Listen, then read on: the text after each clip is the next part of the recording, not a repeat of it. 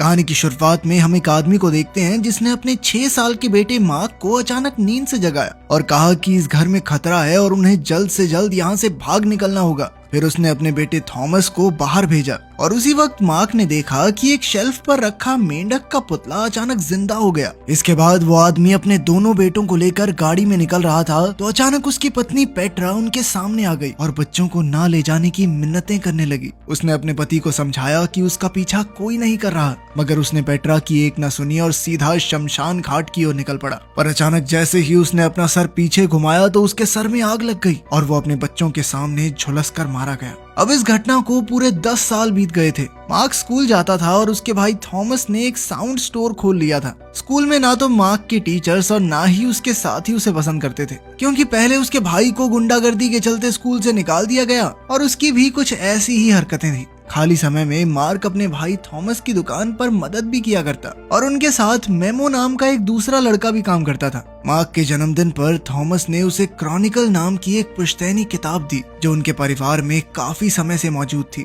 इस दुनिया में ब्लैक टावर नाम की एक अलग दुनिया के बारे में बताया गया था जिसमें कई सारे खतरनाक जानवर ग्रिफिन नाम के एक शैतान के लिए काम करते थे। ग्रिफिन का असली मकसद इंसानों की दुनिया पर राज करना था और इस किताब के मुताबिक उनके परिवार के आदमी ही ग्रिफिन से इंसानों की रक्षा करते थे। ये किताब लेकर मार्क घर लौट आया और शांति से उसे पढ़ने लगा। उसे लग रहा था कि ये सब मनगढ़ंत कहानियां हैं, मगर उसमें बताई हुई चीजें और नक्शे बिल्कुल असली लग रहे थे। उन खूनी तस्वीरों को देखकर अचानक मार्क एक अजीबोगरीब जगह पर टेलीपोर्ट हो गया और उसी पल एक खूंखार जानवर उसके सामने आ गया। मार्क तुरंत अपनी जान बचाने के लिए दौड़ा और अचानक एक गड्ढे में गिर गया। वो जानवर एक कुल्हाड़ी से मार्क का काम तमाम करने ही वाला था कि अचानक मार्क चीख पड़ा और वापस अपने बेड पर आ पहुंचा। अगली सुबह जब मार्क स्कूल गया तो क्लास में बेकी नाम की एक नई लड़की आई, मगर बाकी बच्चों ने पहले ही बेकी को मार्क और उसके भाई के बारे में उल्टी सीधी पट्टी बढ़ा दी थी। उन्होंने बताया कि थॉमस ने एक टीचर को थप्पड़ मार दिया था जिस वजह से उसे स्कूल से निकाल दिया गया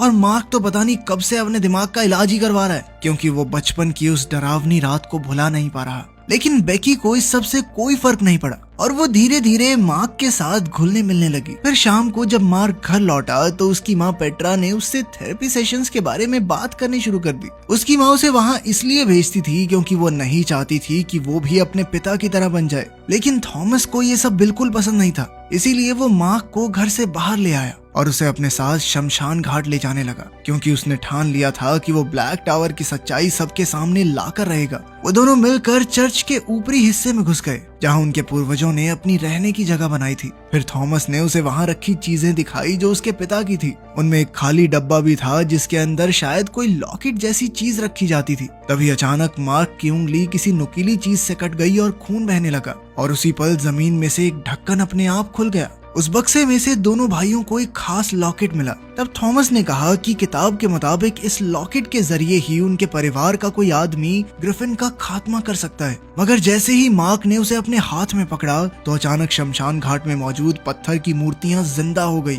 मार्क और थॉमस अपनी जान बचाने के लिए दौड़े, लेकिन उनमें से एक शैतान की मूर्ति उनके सामने आकर खड़ी हो गई। इससे पहले कि वो दोनों भाइयों पर हमला करती, एक फरिश्ते की मूर्ति उनकी जान बचाने आ पहुंची। उन दोनों मूर्तियों में लड़ाई शुरू हो गई और इसी दौरान दोनों भाई चर्च में जाकर छुप गए और रात को वहीं दुबककर सो गए। अगली सुबह जब मार्क की आंख खुली तो थॉमस वहाँ नहीं था। उसने चर्च से बाहर आकर फरिश्ते की मूर्ति का शुक्रिया अदा किया और अपनी गाड़ी में थॉमस को ढूंढने निकल पड़ा। घर जाकर उसने क्रॉनिकल किताब खोली तो उसे अजीबोगरीब आवाजें सुनाई दी जो कह रही थी उसे ब्लैक टावर की दुनिया में जाकर थॉमस को ढूंढना होगा। अब मार्क डॉक्टर पीटर्स के पास पहुंचा जो उसके थेरेपिस्ट थे। तब पता चला कि बेकी उन्हीं की बेटी है। खैर फिर मार्क अपने भाई के स्टोर पर गया पर थॉमस वहाँ भी नहीं था। फिर उसने क्रॉनिकल नाम की वो खास किताब खोली जिसमें उसे ब्लैक टावर की दुनिया में जाने के लिए एक पोर्टल की जानकारी मिली। ये पोर्टल उसी चर्च में मौजूद था, लेकिन तभी अचानक वो एक अजीब से कीड़े से डर गया और एक ही पल में किसी घने अंधेरे जंगल में पहुंच गया।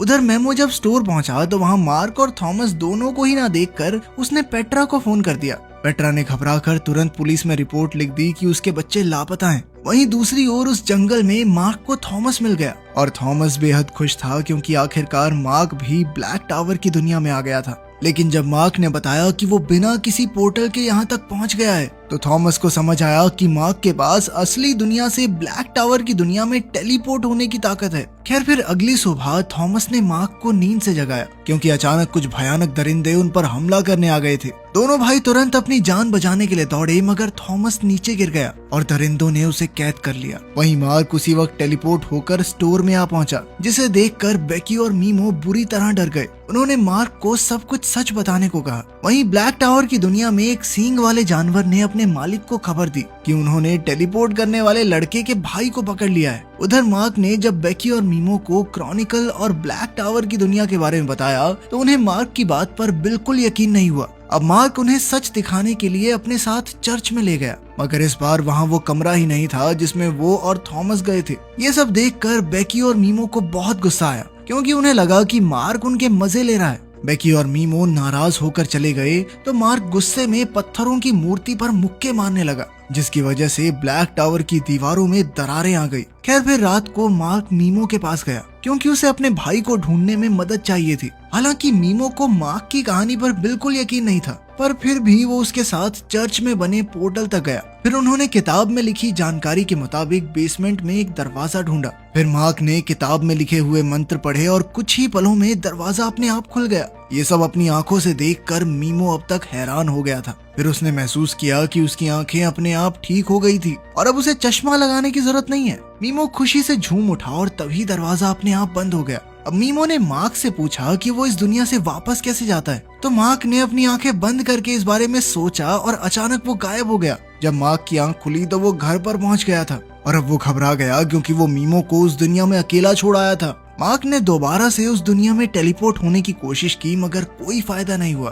तभी पेट्रा वहां आ गई और उसने क्रॉनिकल किताब देखी तो उसे लगा कि उसका बेटा भी बिल्कुल उसके पति जैसा बन रहा है। इसीलिए उसने गुस्से में मार्क को कमरे में बंद कर दिया। इससे मार्क को इतना गुस्सा आया कि वो जोर जोर से दरवाजा पीटने लगा, जिससे ब्लैक टावर की दीवारें बुरी तरह हिलने लगी। इधर पेट्रा ने डॉक्टर पीटर्स को फोन करके मार्क के बारे में बताया तो डॉक्टर ने उसे जल्दी से जल्दी मार्क को रिहा करने को कहा। अब मार्क तुरंत चर्च की ओर भागा और उसे लकड़ी के पत्ते पर एक मैसेज मिला कि मीमो आसपास ही है। अब मार्क तुरंत स्टोर में पहुंचा और जरूरत की चीजें इकट्ठा करके बेकी से मिलने गया। उसने बेकी को बताया कि मीमो ब्लैक टावर की दुनिया में अकेला रह गया है। उसने कहा कि वो मीमो और थॉमस को बचाने जा रहा है। फिर उसने बेकी को क्रॉनिकल किताब दी और कहा कि अगर वो वापस ना लौटे तो ये किताब मेरी माँ को दे देना। इसके बाद वो ब्लैक टावर की दुनिया में जाकर मीमो को ढूंढने लगा। वहीं दूसरी ओर जब बेकी ने वो किताब पढ़ी तो उसकी अजीबोगरीब कहानियां पढ़कर उसे लगा कि मार्क की दिमागी हालत सच में ठीक नहीं है। उधर दूसरी दुनिया में मार्क ने जंगल से निकलकर एक पहाड़ी की चोटी पर मीमो के पसंदीदा गाने चला दिए,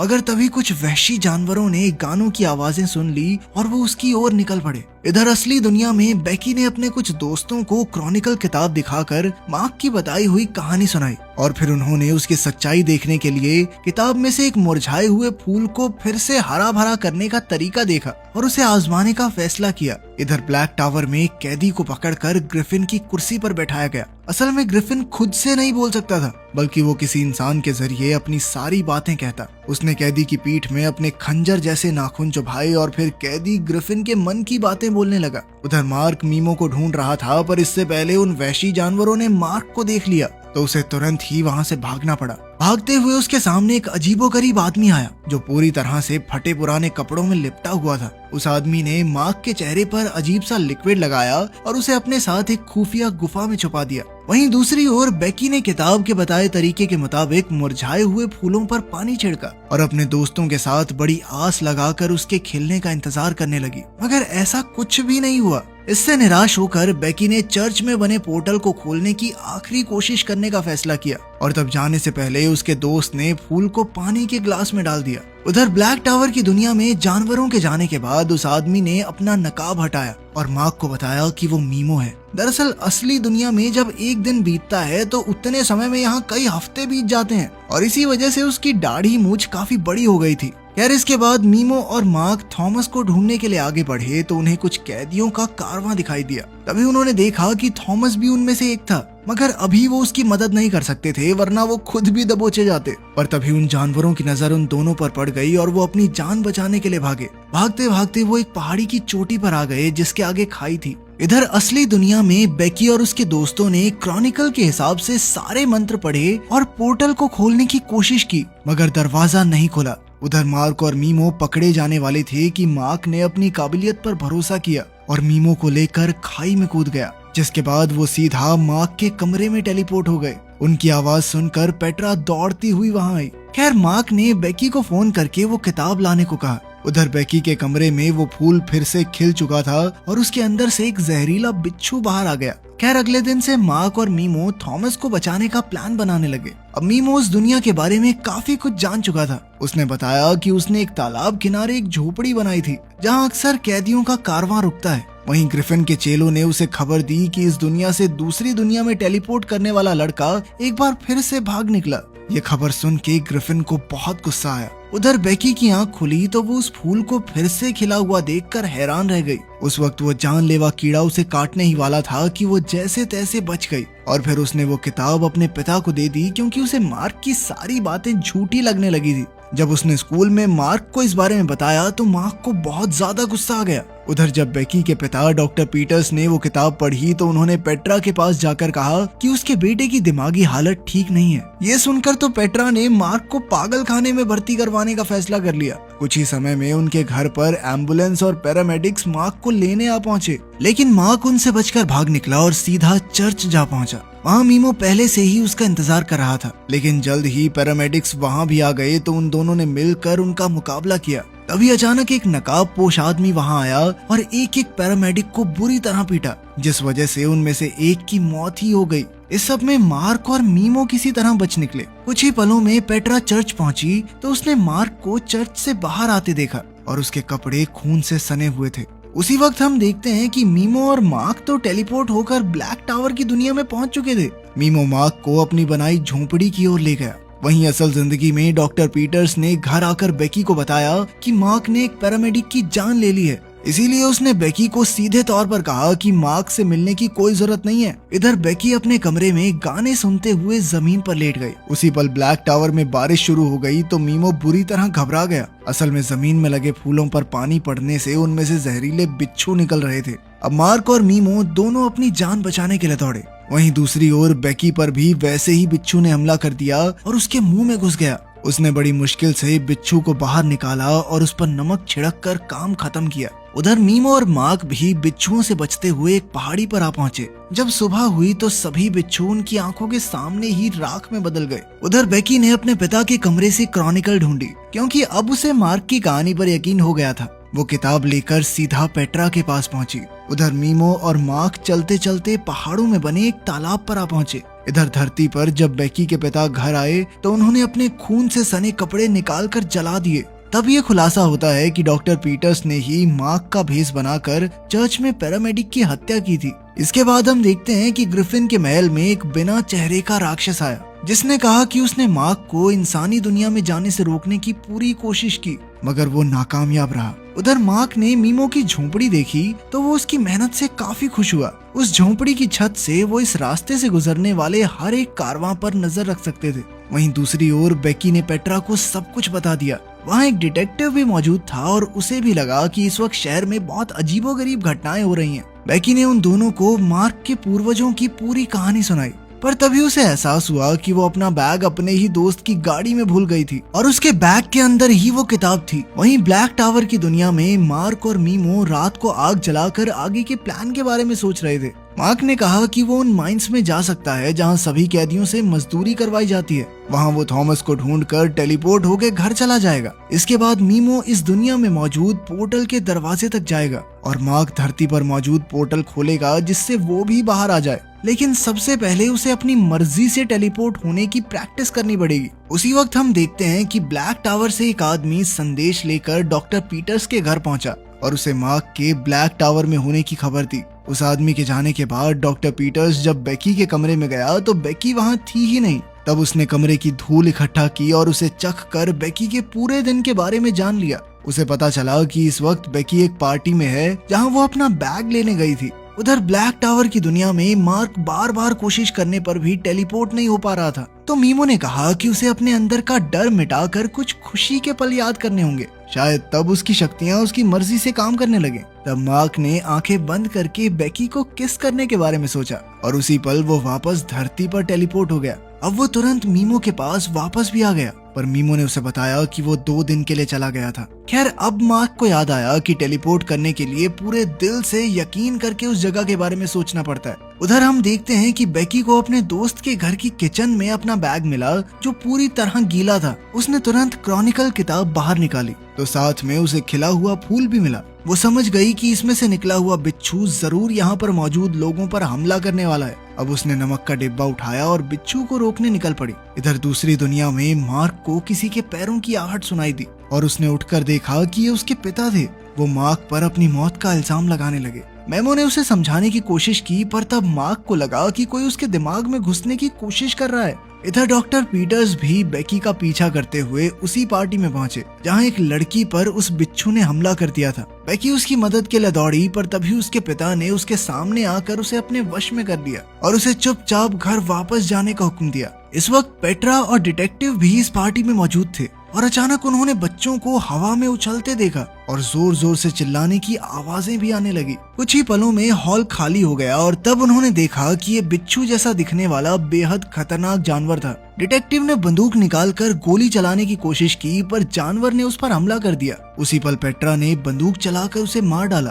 तभी डॉक्टर पीटर्स अंदर आया और वो बिच्छू एक भालू में बदल गया। उधर ब्लैक टावर की दुनिया में मार्क की आंख एक बार फिर से मछलियों के कराहने से खुल गई और वो गुस्से में मीमो से बहसने लगा। तब मीमो ने कहा कि उसके पिता की मौत का जिम्मेदार मार्क खुद है। तब मार्क गुस्से से आग बबूला हो गया और वो मीमो को बेरहमी से पीटने लगा। इस वजह से ब्लैक टावर की दीवारें एक बार फिर से थरथराने लगी और फिर ग्रिफिन ने मार्क को पकड़ने के लिए शिकारी भेज दिए। उधर मीमो लकड़ी इकट्ठा करके झोंपड़ी के पास वापस लौटा तो उसने देखा कि मार्क एक और मीमो को पीट रहा था। जैसे ही मीमो ने उस दूसरे मीमो को छुआ तो अचानक वो गायब हो गया, लेकिन रेत में उसके पैरों के निशान बता रहे थे कि वो किस तरफ भाग रहा है। मीमो ने उसी दिशा में पीछे से एक लकड़ी फेंकी जो सीधा उस बहरूपिये को जा लगी और वो अपने असली रूप में आ गया। फिर उन दोनों ने मिलकर उसे एक जगह पर बांध दिया। जब मीमो और मार्क ने उसे आग लगाने की धमकी दी तो उस बहरूपिये ने बताया कि वो ग्रिफिन का एक जादूगर है और उसके पास लोगों को असलियत में वही दिखाने की ताकत है जो वो देखना चाहते हैं। उसने ये सब ग्रिफिन के कहने पर किया था। तभी अचानक उन्हें किसी के आने की आवाज सुनाई दी। उधर धरती पर शहर के लोगों को पार्टी में हुए हादसे के बारे में पता चला, लेकिन ये कोई नहीं जानता था कि सर्कस का भालू पिंजरे से बाहर आया कैसे। लेकिन सच तो डिटेक्टिव और पेट्रा ही जानते थे कि असल हमला तो एक बिच्छू ने किया था। अब डिटेक्टिव ने पेट्रा को अकेले में ले जाकर बताया कि जब उसका पति आग में झुलसकर मर गया था तो उन्हें उसके शरीर का कोई नामो निशान नहीं मिला। उस वक्त भी असली मुजरिम डिटेक्टिव के सामने आया था और वो कोई आम इंसान नहीं था और आज फिर से उस अजीबोगरीब बिच्छू ने हमला किया था। डिटेक्टिव ने कहा कि असली सच की तह तक जाने के लिए उन्हें उस किताब को ढूंढना होगा। उधर मार्क और मेमो कैदियों के कारवां का पीछा करते हुए उस माइन तक आ पहुंचे जहां सभी कैदी मजदूरी करते थे। तभी हॉर्न कमांडर ने माइन में आकर खबर दी कि उनका मिशन नाकामयाब रहा तो उसे माइन में टार भरने का हुक्म दे दिया गया। इधर मार्क ने कैदियों में से थॉमस को ढूंढने के लिए गाने चलाए और गाना सुनते ही थॉमस ने हाथ उठा लिया, लेकिन उसी वक्त सींग वाले सिपाही उसे उठाकर गहरी माइन में ले गए। अब मार्क ने मीमो से कहा कि उन्हें रात होने का इंतजार करना चाहिए। रात होने पर उन दोनों ने एक दूसरे को अलविदा कहा और जब मीमो गार्ड को डिस्ट्रैक्ट करने में लगा हुआ था तो मार्क टेलीपोर्ट हो गया। मार्क ने अपने भाई को ढूंढ निकाला, लेकिन तब उसे पता चला कि माइन में भरा हुआ टार उसकी टेलीपोर्टेशन को रोक रहा था। तब थॉमस ने उसे बताया कि ग्रिफिन का असली मकसद तो मार्क तक पहुंचना है और थॉमस को इसी काम के लिए इस्तेमाल किया गया था। दरअसल ग्रिफिन अब इंसानों की दुनिया तक पहुंचने के लिए मार्क की शक्तियों का इस्तेमाल करने वाला था। उसी वक्त मीमो पोर्टल की तरफ भागने लगा और सींग वाले सिपाहियों की फौज को अपने पीछे लगवा लिया। वहीं दूसरी ओर दोनों भाई आपस में लड़ने लगे कि ग्रिफिन का सामना कौन करेगा। तब मार्क अपनी शक्ति दिखाते हुए गुफा की दीवार में अपने पिता के उसी खास लॉकेट की ताकत से छेद कर देता है। दोनों भाई तो वहां से भाग निकले, लेकिन बेचारा मीमो गलत फंस गया। उन वहशी सिपाहियों का सामना करते हुए उसके हाथ की उंगलियां तक कट गई। उसी वक्त मार्क और थॉमस वहां पहुंचे और उन्होंने सिपाहियों को मारकर घायल मीमो को बचाया। उधर जब ग्रिफिन को उन तीनों के भागने का पता चला तो वो गुस्से में आग बबूला हो गया और वो भी जल्द से जल्द उस पोर्टल तक पहुंचने की कोशिश में लग गया। लेकिन जैसे ही तीनों लड़के बिल्कुल पोर्टल के दरवाजे पर थे तो थॉमस ने अचानक मार्क से वो लॉकेट मांगा। जब मार्क ने इससे इनकार कर दिया तो थॉमस ने जबरदस्ती वो लॉकेट उससे छीन लिया।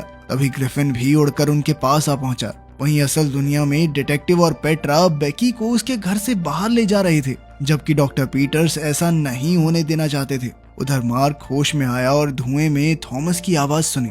उसने जल्दी से वो जादुई लॉकेट उठाया जो थॉमस ने फेंक दिया था और वो तुरंत समझ गया कि उसका भाई ग्रिफिन के कब्जे में है। इसी दौरान पेट्रा, डिटेक्टिव और बेकी पोर्टल खोलने की कोशिश करते हैं। ग्रिफिन मार्क को लड़ाई के लिए उकसाते हुए उसके अंदर के गुस्से को भड़काने लगता है, लेकिन मार्क ने अचानक अपने पिता की सलाह को याद करते हुए अपने आप को शांत किया और ग्रिफिन से लड़ने से इनकार कर दिया। जैसे ही पेट्रा ने वो पोर्टल खोला तो बेकी तुरंत मीमो को अपने साथ बाहर ले आई। जैसे ही मार्क ने ग्रिफिन को उसे गुस्से से देखते हुए पाया तो वो अपने लॉकेट से हमला करके उसे जख्मी कर देता है। अचानक हुए दर्द की वजह से ग्रिफिन ने थॉमस को नीचे गिरा दिया।